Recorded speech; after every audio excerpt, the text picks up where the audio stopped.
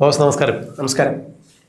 ഇന്നലെ മലപ്പുറത്ത് കാളികാവിൽ കുഞ്ഞാലി രക്തസാക്ഷി അനുസ്മരണത്തോടനുബന്ധിച്ച് നമ്മുടെ മുൻ സ്പീക്കർ എം ഷംസീറിൻ്റെ ഒരു പ്രഭാഷണം ഉണ്ടായിരുന്നു.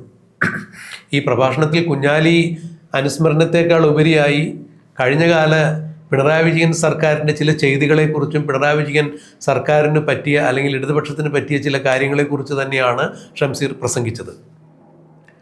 കോടിയേരി പക്ഷക്കാരനായിരുന്നു എന്നറിയപ്പെട്ടിരുന്ന ഷംസീറിനെ ഈ കഴിഞ്ഞ 2026 നിയമസഭാ തെരഞ്ഞെടുപ്പിലും പിണറായി വിജയൻ വെട്ടിയൊതുക്കിയിട്ടുണ്ടായിരുന്നു.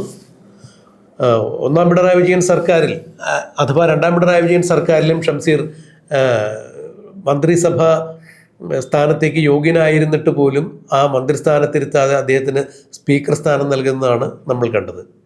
എന്നാൽ സ്പീക്കറായിരിക്കുമ്പോഴും മുഹമ്മദ് റിയാസിനെതിരെ, അതായത് പിണറായി വിജയൻ്റെ മരുമോനും പൊതുമരാമത്ത് വകുപ്പ് മന്ത്രിയും ടൂറിസം വകുപ്പ് മന്ത്രിയുമായിരുന്ന മുഹമ്മദ് റിയാസിനെതിരെ ശക്തിയുക്തം ചില പരാമർശങ്ങൾ നടത്തുന്ന ഷംസീറിനെയും നമ്മൾ കാണുന്നുണ്ടായിരുന്നു. ഇവിടെ പറഞ്ഞു വരുന്നത് 2026 നിയമസഭാ തെരഞ്ഞെടുപ്പിൽ CPM-ന് പറ്റിയ തോൽവിയെക്കുറിച്ചാണ് ഷംസീർ പറഞ്ഞത്.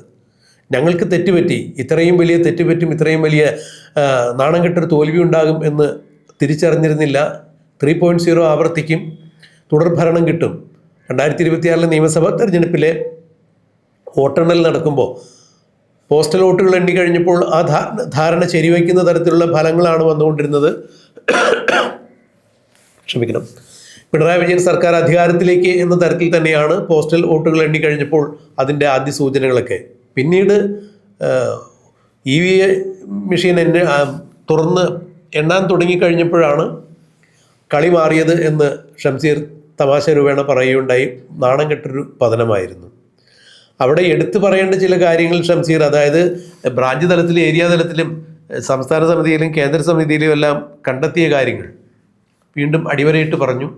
വെള്ളാപ്പള്ളി നടേശൻ മലപ്പുറത്തെത്തി മലപ്പുറത്തെ ഒരു വിഭാഗം ആളുകളെക്കുറിച്ച് കൃത്യമായി മുള്ളും മുനയും വെച്ച് അധിക്ഷേപിച്ച് സംസാരിച്ചപ്പോൾ അതിനെ ചെറുത്ത് സംസാരിക്കാൻ പിണറായി വിജയന് സാധിച്ചില്ല. CPM-ന് സാധിച്ചില്ല എന്നാണ് ഷംസീർ പറഞ്ഞതെങ്കിലും പിണറായി വിജയന് സാധിച്ചില്ല എന്ന് എടുത്തു പറയുന്നു. പയ്യന്നൂരിലും തളിപ്പറമ്പിലും സ്ഥാനാർത്ഥിത്വ നിർണയത്തിൽ തങ്ങൾക്ക് തെറ്റുപറ്റി. ഇത് ആദ്യമായ ഒരു പൊതുവേദിയിൽ തുറന്നു പറയുന്നത് CPM-നകത്ത് നിന്ന് ഒരുപക്ഷെ AM ഷംസീർ ആയിരിക്കുമെന്നുള്ളതാണ് എനിക്ക് തോന്നുന്നത്. എന്തായാലും ഷംസീറിന് ഇതൊക്കെ തുറന്നു പറയുന്നതിന് വേണ്ടി കേന്ദ്ര കമ്മിറ്റിയുടെ ഒരു റിപ്പോർട്ട് വരേണ്ടി വന്നു, അവലോകന റിപ്പോർട്ട് വരേണ്ടി വന്നു. അതുവരെ എന്തുകൊണ്ടാണ് ഷംസീറിനെ പോലുള്ള നേതാക്കന്മാർ ഇത്തരം കാര്യങ്ങൾ പറയാതിരുന്നത് എന്നുള്ളത് എടുത്തു പറയേണ്ട കാര്യം തന്നെയാണ്. മറ്റൊരു കാര്യം കൂടി പറഞ്ഞു കേൾക്കുന്നുണ്ട്. ഈ വടക്കൻ മലബാറിലും അല്ലെങ്കിൽ കോഴിക്കോടിനപ്പുറത്തേക്ക് CPM-ന് എത്രത്തോളം ദയനീയമായ ഒരു പരാജയം ഉണ്ടാകുന്നതിൻ്റെ പിന്നിൽ ഷംസീറിനെ പോലുള്ള ചില നേതാക്കന്മാരുടെ കറുത്ത കൈകൾ ഉണ്ടായിരുന്നു എന്ന് തന്നെയാണ് പറയപ്പെടുന്നത്. എന്തായാലും 2026 ഷംസീറിന് സീറ്റ് കൊടുക്കാതെ മാറ്റി നിർത്തിയ കാര്യങ്ങളെല്ലാം ചർച്ചയായിരുന്നതാണ്. 2 ടൈം വ്യവസ്ഥ പറഞ്ഞിട്ടാണ് ഷംസീറിനെ മാറ്റിയത്. എന്തായാലും ഷംസീർ കൂടി ഇപ്പോൾ തുറന്നടിച്ചിരിക്കുന്നു. പിണറായി വിജയൻ എന്ന നേതാവിന് എതിരെ തന്നെയാണ് ഈ കാര്യങ്ങളെല്ലാം പരാമർശിച്ചത്.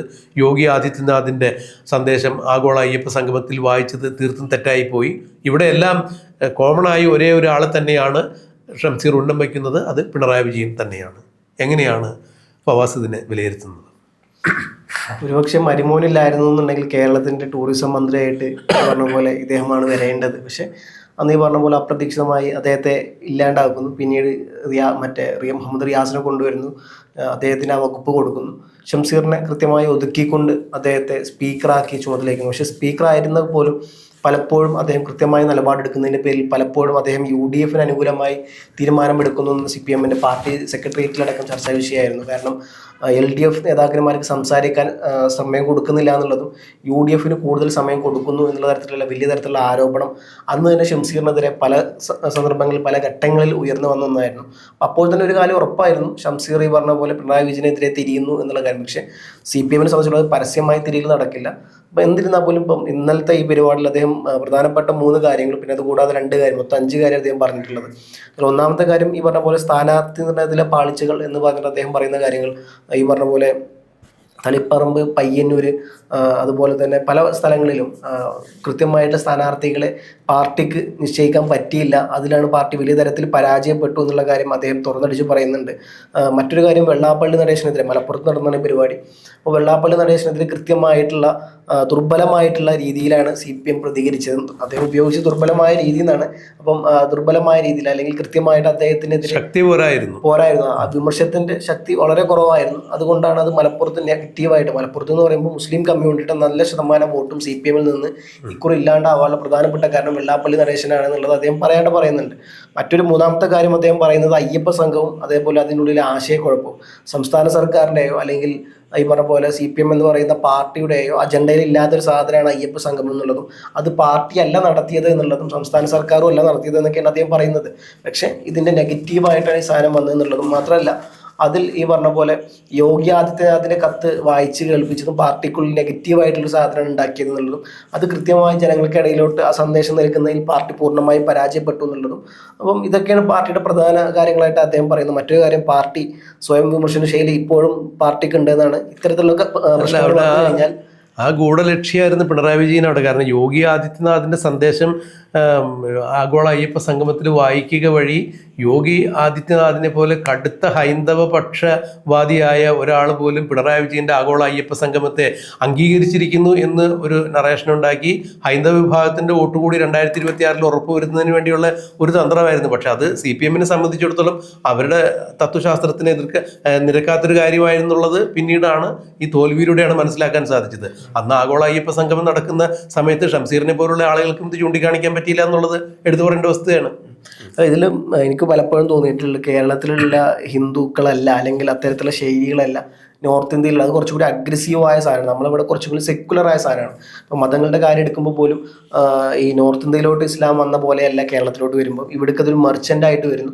നോർത്ത് ഇന്ത്യയിലോട്ട് അതൊരു പറയുമ്പോൾ ഇന്നോവേഷനായിട്ട് കടന്നുകയറ്റമായിട്ടാണ് വരുന്നത്. പലതരത്തിലുള്ള അമ്പലങ്ങളൊക്കെ പൊളിച്ചിട്ടുള്ള വരവാണ്, അധിനിവേശമാണ് സ്വാഭാവികമായിട്ടും.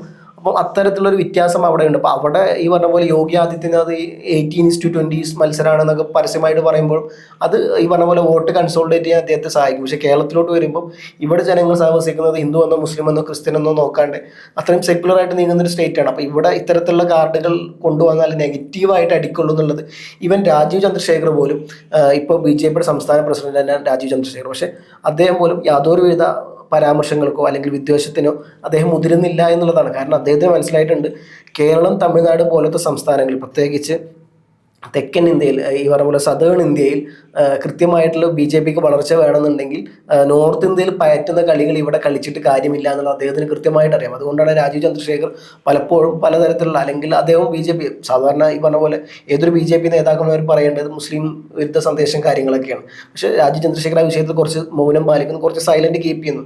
കാരണം അദ്ദേഹത്തിന് അറിയാം അത് തെക്കേ ഇന്ത്യയിൽ കൃത്യമായി വർക്ക് ചെയ്യില്ല എന്നുള്ള സാധനം. പക്ഷേ അതുപോലും അറിയാണ്ട് സാമാന്യ ബോധ്യമില്ലാണ്ടാണോ ഈ പിണറായി വിജയൻ്റെ സർക്കാർ അക്കാലത്ത് ഇത്തരത്തിലുള്ള പരാമർശം വെള്ളാപ്പള്ളിയെ കൂടെ കൊണ്ടു നടന്നു. അദ്ദേഹത്തെ ഇന്നേ വരെ കാറിൽ വേറെ ഒരാളെ പോലും അദ്ദേഹം കയറ്റിയിട്ടില്ല എന്നുള്ളതാണ്. ഈ 10 വർഷത്തെ കാലയളവിൽ അദ്ദേഹത്തിൻ്റെ കൂടെ കാറിൽ കയറ്റാൻ യോഗം കിട്ടിയ ഭാഗ്യം കിട്ടിയ ഒരേ ഒരു നേതാവ് അത് വെള്ളാപ്പള്ളിയായിരുന്നു.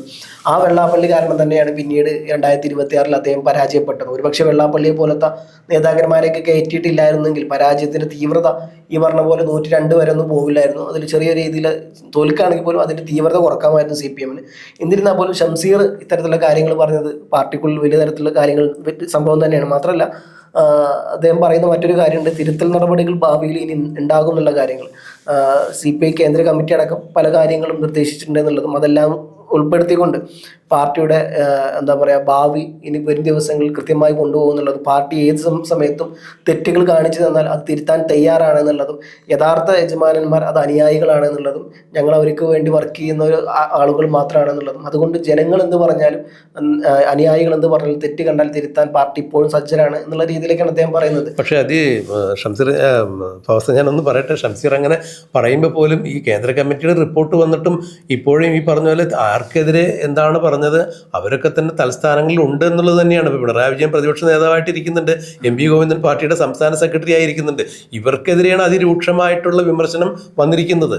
അപ്പോൾ അങ്ങനെ ഒരു വിഷയം കൂടി ഷംസീർ സംസാരിക്കുന്ന അവസരത്തിലും ഇത് തന്നെയാണ് അവസ്ഥ. അപ്പോൾ ഒരുപക്ഷെ ഇനിയിപ്പോൾ സെപ്റ്റംബർ 3-ാം തീയതിക്ക് ശേഷമാണ്, 3-ാം തീയതിയാണെന്ന് എനിക്ക് ഓർമ്മ, വിപുലീകരിച്ചൊരു CPM-ന്റെ ഒരു സംസ്ഥാന സമിതി കോഴിക്കോട് ചേരാൻ അവർ പ്ലാൻ ഇട്ടിട്ടുണ്ട്. അങ്ങനെയെങ്കിൽ ഒരുപക്ഷെ അതിലായിരിക്കും ചിലപ്പോൾ ഇനിയിപ്പോൾ കേന്ദ്ര കമ്മിറ്റി മുന്നോട്ട് വച്ചിട്ടുള്ള റിപ്പോർട്ടിന്മേലൊരു തീരുമാനവും ചർച്ചയൊക്കെ ഉണ്ടാകുന്നത് എന്നുള്ളതാണ് നമ്മൾ മനസ്സിലാക്കുന്നത്.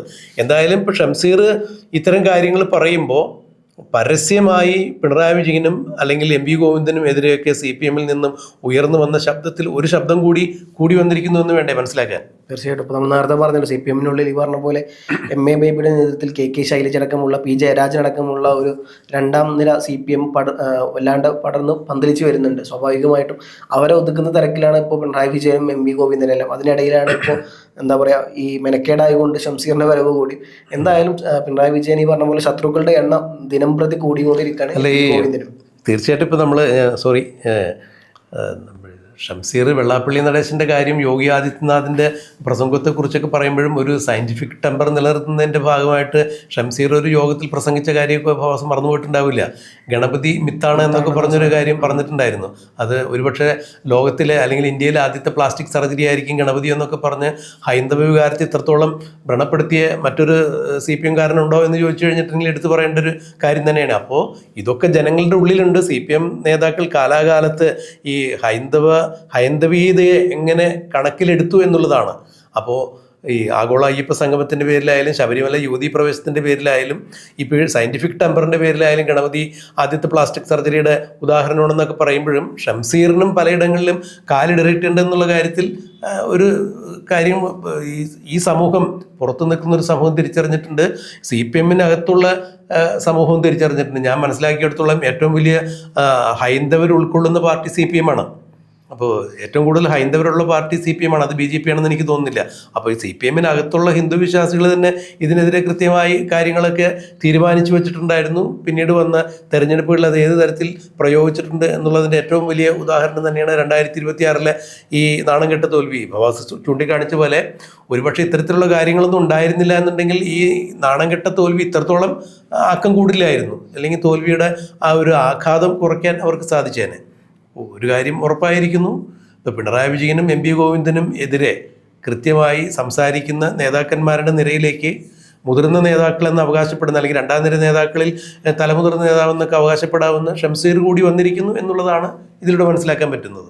എന്തായാലും സ്വാഭാവികമായിട്ടും ഈ പറഞ്ഞ പിണറായി വിജയന് ശത്രുക്കളുടെ എണ്ണം MP ഗോവിന്ദനെയും പിണറായി വിജയനെയും സംബന്ധിച്ച് പാർട്ടിക്കുള്ളിൽ ശത്രുക്കളുടെ എണ്ണം ദിനം പ്രതി കൂടിക്കൊണ്ടിരിക്കുന്ന ഒരവസ്ഥയാണ്. അപ്പം ഒതുക്കുമ്പോൾ എല്ലാവരും കൂടെ ഒതുക്കേണ്ട അവസ്ഥയിലോട്ട് വരുന്നു. എന്തായാലും വരുന്ന ദിവസങ്ങളിൽ നമ്മൾ മുമ്പ് ചർച്ചയിൽ പറഞ്ഞിട്ടുണ്ട്, ഇനിയും നേതാക്കന്മാർ ഇത്തരത്തിലുള്ള പല പ്രസ്താവനകളിലും മുമ്പോട്ട് വരാൻ ചാൻസ് ഉണ്ട് എന്നുള്ളത്. കാരണം പിണറായി വിജയൻ ഇപ്പോൾ അദ്ദേഹത്തിൻ്റെ അസ്തിത്വം നഷ്ടപ്പെട്ട ഒരു അവസ്ഥയിലോട്ട് പോയിക്കൊണ്ടിരിക്കുകയാണ്. അദ്ദേഹം ഏറ്റവും എന്താ പറയുക ദുർബലനായി നിൽക്കുന്ന ഒരു സമയമാണ്. സ്വാഭാവികമായിട്ടും പാർട്ടിക്കുള്ള അദ്ദേഹത്തിനെതിരെ സംസാരിക്കണം എന്നുള്ള പല നേതാക്കന്മാരും ഇത് ഈ സന്ദർഭം കൃത്യമായിട്ട് ഉപയോഗിക്കുന്നു എന്നുള്ള രീതിയിൽ ഞാൻ കാണുന്നത്. എന്തായാലും പ്രത്യേകിച്ച് ഈ സെപ്റ്റംബർ മറ്റൊരു സന്ദേശം കൂടി അതിൽ അടങ്ങിയിട്ടില്ലേ? ഈ പിണറായി വിജയനെ പോലുള്ള ഒരു നേതാവിന് ഈ പാർട്ടിക്ക് ആവശ്യമില്ല എന്നൊരു സന്ദേശം കൂടി ഷംസീറിൻ്റെയൊക്കെ വാക്കുകൾക്കിടയിലൂടെ വായിക്കാൻ സാധിക്കുന്നില്ലേ? അതിനെ നേരത്തെ പറഞ്ഞല്ലോ, രണ്ടാം നേതാക്കന്മാർ, ഒരു രണ്ടാം തലമുറ നേതാക്കന്മാർ വരുന്നുണ്ട് പിണറായി വിജയനെതിരെ. സ്വാഭാവികമായിട്ടും അദ്ദേഹത്തിനെതിരെ എന്ന് പറയുമ്പോൾ അദ്ദേഹത്തിൻ്റെ പദവി നിൽക്കുന്ന അല്ലെങ്കിൽ അദ്ദേഹത്തിനോട് വ്യക്തിപരമായിട്ടുള്ള സാധനം കൊണ്ടല്ല, അദ്ദേഹം കാരണം ആ പാർട്ടി ഇല്ലാണ്ടാവുന്നു എന്നുള്ള സാധനം കണ്ടുകൊണ്ടാണ്. അപ്പം നേരത്തെ പറഞ്ഞ പോലെ അദ്ദേഹത്തിനെതിരെയുള്ള പടയൊരുക്കം പാർട്ടിക്ക് മുമ്പേ ആരംഭിച്ചു കഴിഞ്ഞതാണ്. ഷംസീർ കൂടി അതിൽ ഭാഗവത്താകുമ്പോൾ സ്വാഭാവികമായിട്ടും ഈ വരുന്ന സെപ്റ്റംബർ 13 മുതൽ 15 വരെ നടക്കുന്ന വിശാല യോഗത്തിൽ ഈ പറഞ്ഞ പോലെ പല കാര്യങ്ങളും മാറ്റം ഉണ്ടാവും എന്നുള്ളത് MA ബേബി പറഞ്ഞിട്ടുണ്ട്. എത്രത്തോളം നടക്കുന്നുള്ള കാര്യം എന്നറിയില്ല. പക്ഷേ ഇത്തരത്തിൽ പല നേതാക്കന്മാരും അതിനെതിരെ പിണറായി വിജയനെതിരെ തിരിയും എന്നുള്ള ഒരു കാര്യത്തിൻ്റെ ഏറ്റവും അവസാനത്തെ ഉദാഹരണമായിട്ട് ഞാൻ ഇതിനെ കാണുന്നു.